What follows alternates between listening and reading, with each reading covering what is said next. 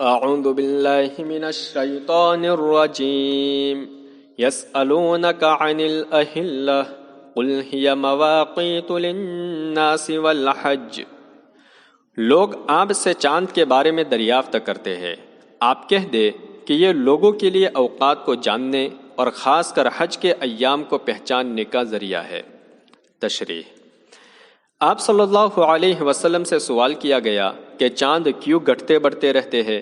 اللہ تعالیٰ نے اس کا جواب دیا کہ سورج کا حجم ہمیشہ یکساں نظر آتا ہے، اس لیے تم سورج سے تاریخ معلوم نہیں کر سکتے۔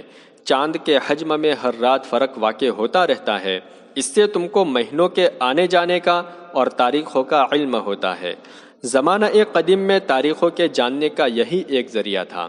حج کا خاص طور پر ذکر فرما دیا گیا کہ ایک تو عرب میں حج کی دینی و معاشی ہر دو اعتبار سے بڑی اہمیت تھی، دوسرے اس جانب متوجہ فرمایا گیا کہ کسی بھی مسئلے پر صرف دنیاوی مفاد کی نسبت سے غور کرنے کا ذہن نہیں ہونا چاہیے، بلکہ اس کے دینی مفادات اور نقصانات پر بھی نظر ہونی چاہیے۔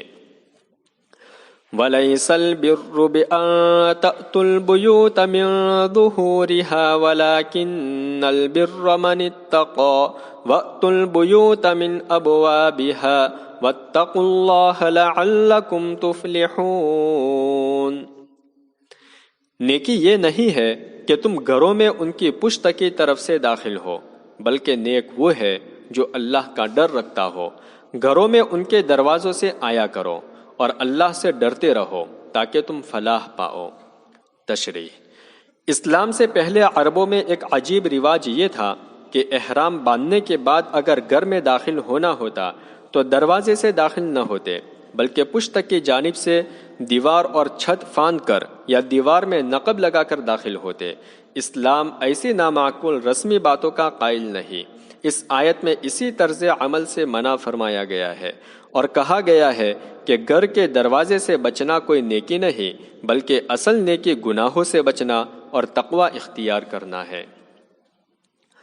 وَقَاتِلُوا فِي سَبِيلِ اللَّهِ الَّذِينَ يُقَاتِلُونَكُمْ وَلَا تَعْتَدُوا إِنَّ اللَّهَ لَا يُحِبُّ الْمُعْتَدِينَ۔ اور جو لوگ تم سے برسرے پیکار ہے ان سے اللہ کے راستے میں جہاد کرو اور زیادتی نہ کرو کہ اللہ زیادتی کرنے والوں کو پسند نہیں کرتے۔ تشریح: اس آیت میں جنگ سے متعلق 3 احکام دیے گئے ہیں۔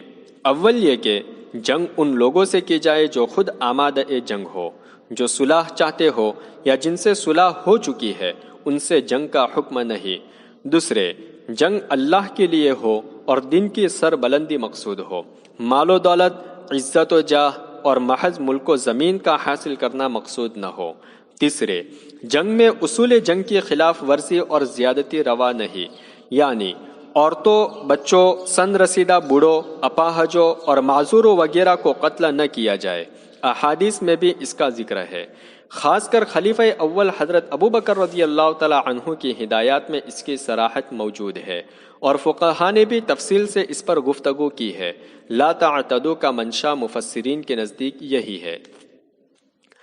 وَاقْتُلُوهُمْ حَيْثُ ثَقِفْتُمُوهُمْ وَأَخْرِجُوهُمْ مِنْ حَيْثُ أَخْرَجُوكُمْ وَالْفِتْنَةُ أَشَدُّ مِنَ الْقَتْلِ۔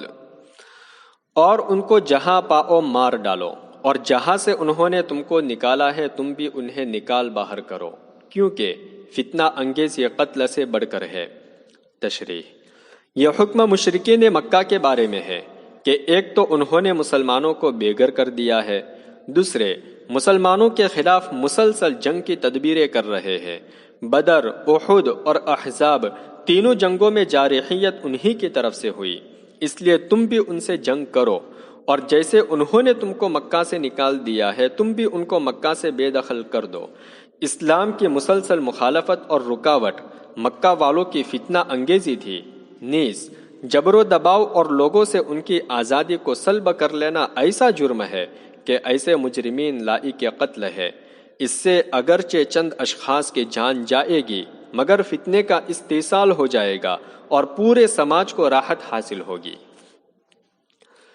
ولا تقاتلوهم عند المسجد الحرام حتى يقاتلوكم فيه فإن قاتلوكم فاقتلوهم كذلك جزاء الكافرين فإن انتهوا فإن الله غفور رحيم وقاتلوهم حتى لا تكون فتنة ويكون الدين لله فإن انتهوا فلا عدوان إلا على الظالمين۔ اور جب تک وہ خود تم سے جنگ نہ کرے مسجد حرام کے پاس تم بھی ان سے جنگ نہ کرو۔ ہاں اگر وہ خود تم سے جنگ کرے تو تم بھی ان کو قتل کرو۔ ایمان نہ لانے والوں کی سزا یہی ہے۔ پھر اگر وہ کفر سے باز آ جائے تو اللہ معاف کرنے والے نہایت مہربان ہے۔ اور جب تک فتنہ ختم نہ ہو جائے اور دن اللہ ہی کے لیے نہ ہو جائے ان سے جنگ کرتے رہو۔ ہاں اگر وہ باز آ جائے تو سوائے ظالموں کے کسی پر زیادتی نہ کی جائے۔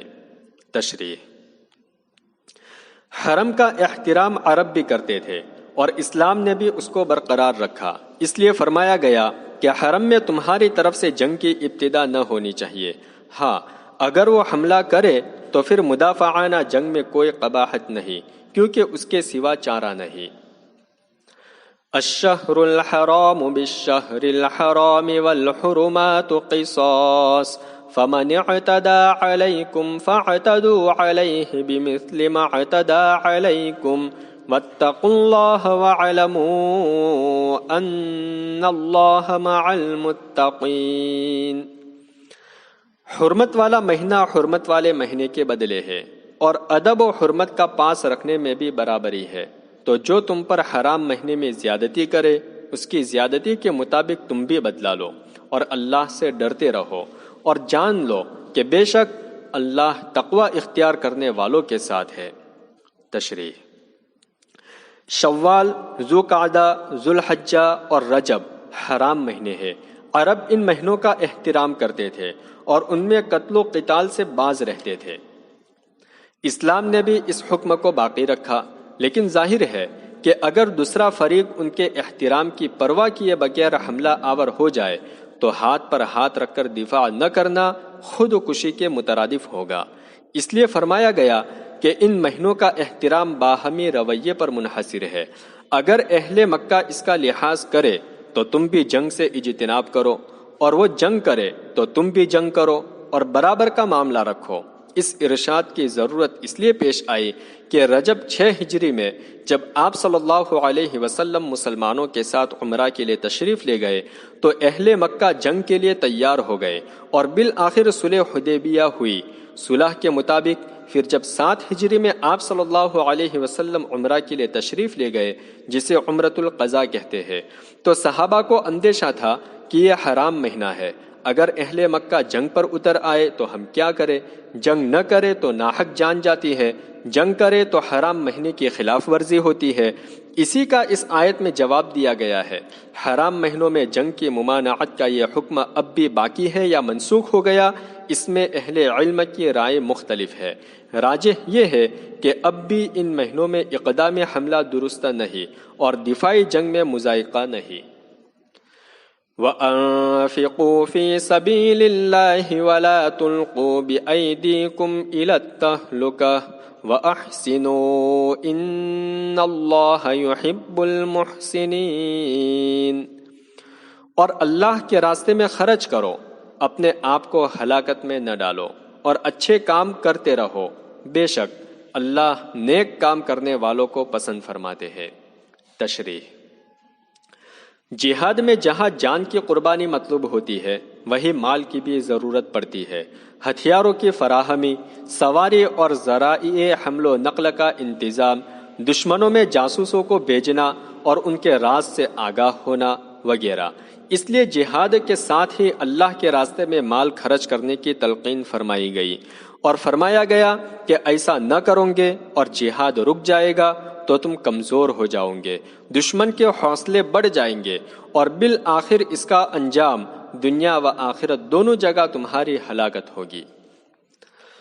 وَأَتِمُّوا الْحَجَّ وَالْعُمْرَةَ لِلَّهِ فَإِنْ أُحْصِرْتُمْ فَمَا اسْتَيْسَرَ مِنَ الْهَدْيِ وَلَا تَحْلِقُوا رُؤُوسَكُمْ حَتَّى يَبْلُغَ الْهَدْيُ مَحِلَّهُ فَمَنْ كَانَ مِنْكُمْ مَرِيضًا أَوْ بِهِ أَذًى مِنْ رَأْسِهِ فَفِدْيَةٌ مِنْ صِيَامٍ أَوْ صَدَقَةٍ أَوْ نُسُكٍ فَإِذَا أَمِنْتُمْ فَمَنْ تَمَتَّعَ بِالْعُمْرَةِ إِلَى الْحَجِّ فَمَا اسْتَيْسَرَ مِنَ الْهَدْيِ فَمَنْ لَمْ يَجِدْ فَصِيَامُ 3 أَيَّامٍ فِي الْحَجِّ و7 إِذَا رَجَعْتُمْ تِلْكَ 10 كَامِلَةٌ ذَلِكَ لِمَنْ لَمْ يَكُنْ أَهْلُهُ حَاضِرِ الْمَسْجِدِ الْحَرَامِ وَاتَّقُوا اللَّهَ وَاعْلَمُوا أَنَّ اللَّهَ شَدِيدُ الْعِقَابِ۔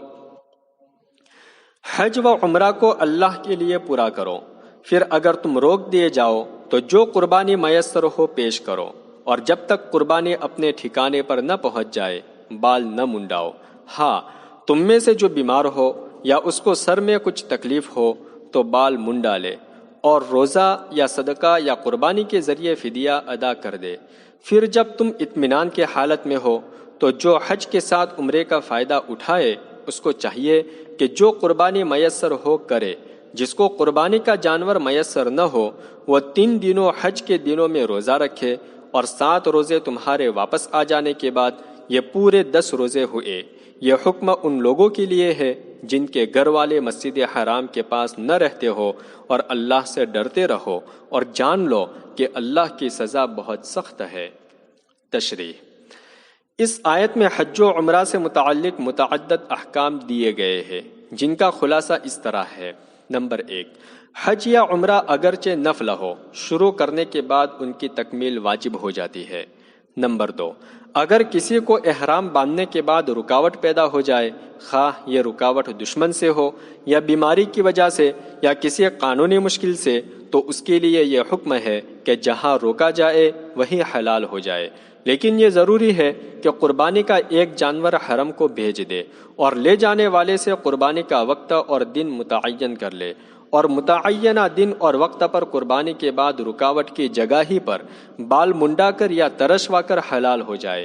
قربانی بکرے کی بھی کافی ہے۔ نمبر 3، احرام کی حالت میں بال کٹانا جائز نہیں، البتہ اگر بیماری یا سر میں جوں کی کثرت یا کسی اور تکلیف کی وجہ سے بال منڈانا پڑے تو بال منڈا لے، اور روزہ یا صدقہ یا قربانی کے ذریعے اس کا کفارہ ادا کرے۔ روزہ سے 3 روزے مراد ہے، صدقہ سے 6 مسکینوں کو صدقہ فطر کی مقدار دینا مراد ہے، اور قربانی سے کم بکرے کی قربانی، گائے اس سے بہتر اور اونٹ اس سے بہتر ہے۔ غرض عذر کی وجہ سے بال منڈانا باعث گناہ تو نہ ہوگا، لیکن جو بلا عذر بال منڈانے کی صورت میں واجب ہوتا ہے وہی اب بھی واجب ہوگا۔ نمبر 4، جو لوگ حج کے ساتھ عمرہ بھی کرے، خواہ ایک ہی احرام میں کرے جس کو حج قران کہتے ہیں، یا الگ الگ احرام کے ساتھ جس کو تمتع کہا جاتا ہے، تو اس پر شکرانے کے طور پر قربانی واجب ہے۔ قربانی سے مراد کم بکرے کی قربانی کرنا یا بڑے جانور میں ایک حصہ لینا ہے۔ نمبر 5، اگر تمتع یا قران کرے لیکن قربانی کرنے کی استطاعت نہ ہو تو 10 روزے رکھنے ہوں گے۔ 3 روزے 10 ذی الحجہ سے پہلے اور 7 حج سے فراغت کے بعد کبھی بھی۔ اگر 9 ذی الحجہ تک 3 روزے نہیں رکھ سکا تو امام ابو حنیفہ رحمۃ اللہ علیہ کے نزدیک اب قربانی ہی کرنا ضروری ہے۔ تمتع اور قران ان حجاج کے لیے ہے جو حدود میقات سے باہر رہتے ہو۔ جو لوگ حدود میقات کے اندر رہتے ہو ان کے لیے صرف حج افراد ہے۔ پس اس آیت میں مسجد حرام کے پاس سے حدود میقات کے اندر رہنے والے لوگ مراد ہے۔ صدق اللہ العظیم۔